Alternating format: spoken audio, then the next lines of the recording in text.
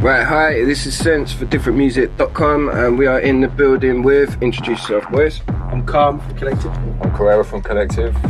And what are you doing here boys? Well, it's the Immortalis EP launch party. It's our EP on different music. Yeah, and we're really excited about it. You can get it on a limited edition CD with a handmade case. Doing exclusive tracks. We've got our little Dexter VIP there and something we zipped off that release as well. Yeah, and we're just going to have like a chill one with friends and introduce them to the material and play some classics and some bootlegs and new hits for the party as well. Immortalis, we kind of chose that title because obviously there's a sample in there saying something about go back in time and make your heart beat again. And some of the sounds and stuff that we were using kind of reminded us of some kind of older vibes, like, you know, kind of early 2000s. What is Immortalis? What does it mean? Is it like a... Well, basically it's a Latin word. It's the derivative of immortal, obviously, and the Immortalis are the people that are supposed to live forever. So it's like folklore, legend, language, trying to give it longevity. We're hoping that you can pick up the EP many years down the line and still feel vibes. And it's a full tracker. Do you like EPs over singles? Yeah, I think it gives you a chance to kind of really diversify what you do. With the release, you can kind of do something that's, you know, a little bit more left field. If you want to do something that's a little bit more dance floor, then you can kind of hit more kind of different audiences within your range. And I really like it as a format, a platform for release. Exactly what Sai said, and then again as well more because we had this experience to do an EP with different. Maybe not necessarily for the first time, because we've done things specifically for people before, but the challenge of the different music EP was something special because it was like, right, we start outside the box, you know what I mean? It's like we're going to get more different than we ever got before, you know what I mean? So Dexter was putting on us, it was like, fucking yeah. You know what I mean? And he was making sure that we didn't come with any kind of cliches or covered ground. We're trying to really, even when we're drawing on old school roots and things, we're trying to present it in a different way.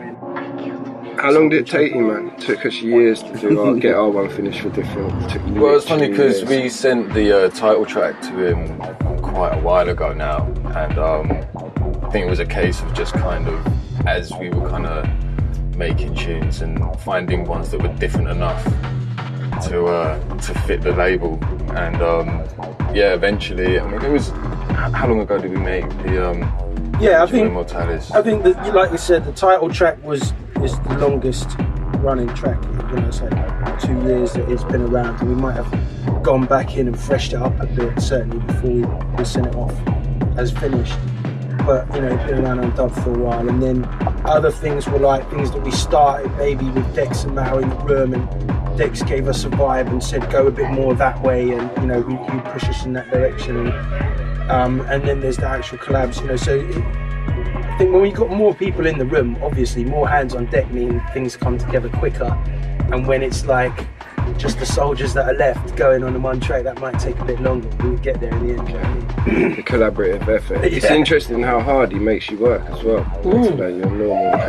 Absolutely. Okay, so what's coming up? What's next? What's coming out soon? You got any plans? Anything you can tell us about that people don't know about? We've got an event in December, which is going to be at the Clinic Piccadilly Institute West 1. That's for Vampire Records. Big shout to Phil Source. It's going to feature Groove Rider playing a prototype classic set, Storm playing a Blue Note set, Favourites. and yeah, Phil's going to play a Vampire Classics. There's going to be DVR UK System and ourselves. So that, yeah, it'll be vibes. You know, proper drum and bass heads will know what that means and what that's about. You know, and kind of following up from different. Of course, we've always, you know, we've done plenty of music with Dex and Malwalk, and we're going to do more with all of those people, and we want to get on, you know, eventually a collective album. It's something that, you know, we have already started talking about, but there's a lot that goes into making an album, you know what I mean, like where we haven't really feel like we've done enough damage and little things, and I think that for us the Immortalis EP is a benchmark in terms of that. It's like something that's like a solid release and you create from scratch with something specific in mind. And we need to do a few more of those and get those under our belt and we can get to the album. Right, so where's Kez and what do you imagine he's up to right now? That's a fucking great. Kez is probably getting whipped severely by his girlfriend right now. That's my best estimation of That's your guess. of where he is right at Sammy, this specific moment. Got any predictions? Yeah, I mean, something similar. I mean, our brother Kez recently has had good fortune in his life and his romantic life has taken a turn. Ooh. So big shout to Kez on that, respect. And he's taking full advantage of that right now. He will be with us at some point soon. Allegedly. He's allegedly coming out. Can you sum up how you feel about the smoking ban in one word? So random. I guess Just one word, dude. the word would have to be Beyond. lame. Lame, B.O.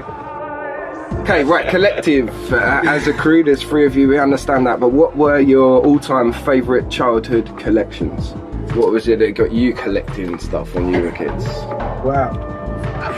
I'm really good at these questions. I like, I know I yeah, play you my are own good at trumpet, these but questions. like, that is a good one. Just obviously, the first thing that springs to mind is like stickers, and I'm not being Panini. I'm not being funny. Yeah, I'm not being funny, but real talk. I did collect records when I was little, even though I don't really know why. Like, I remember going to the dentist. Like, my mum still told the story. It was one of the first things I ever asked her for when she said, "You can have something from Woolworths because you've just been to the dentist." And you know, she felt You bad picked for me. vinyl record? And I bought. This is gonna make you laugh. Doctor and the Medic's Spirit in the Sky, a 7-inch vinyl when I was a little Classic kid. tune. Yeah, and I wanted that tune, and I was like, I want to go there, and that's what I Sky. wanted. I could have had anything, and that's what I wanted. And that stayed that with is me, old you know, all my life. I did collect them, and little sevens. I remember Street Hawk. Do you remember the TV show Street Hawk? Was that the bike? The super sick motorbike? and I had the little 7-inch soundtrack, and it had Tangerine Dream on the flip, which was another synth kind of tune. It's mad. So like, even from a little age, I did collect records. Fair play to you. What about you, man? Well, to be honest, like Star Wars? my earliest collection memory has got to be probably football stickers. And I remember starting with one pack and then trading and just trading and trading. And never Did you used get to a buy shiny? the packs. Yeah, I used to trade pack? up for shit. I just traded up and traded up and traded up, and that was, I used to have a lot of fun doing that. Do you remember what the first one you finished? Did you ever I totally never finish I never one? finished one. I never finished one, but that was a disadvantage of not actually buying the little packets. My little brother finished the last one, but he's 33, I think. I think he cheated as well and just bought about 8,000 boxes.